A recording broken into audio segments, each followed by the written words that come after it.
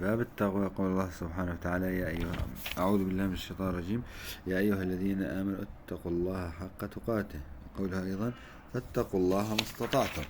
ومن الأحاديث عن أبي هريرة رضي الله عنه قال: قيل يا رسول الله: من أكرم الناس؟ قال: أتقاهم. وهنا الشاهد في هذا الباب. ثم يكمل فقالوا: ليس عن ذلك نسألك. قال: فيوسف نبي الله ابن نبي الله ابن خليل الله. قالوا: ليس عن ذلك نسألك.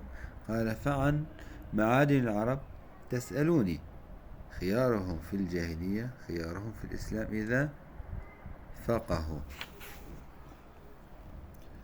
الحديث الثاني عن أبي سعيد الخدري رضي الله عنه عن النبي صلى الله عليه وسلم أنه قال: الدنيا حلوة خضرة، وإن الله مستخلفكم فيها فينظر كيف تعملون، فاتقوا الدنيا واتقوا النساء، فإن أول فتن بني إسرائيل كانت النساء.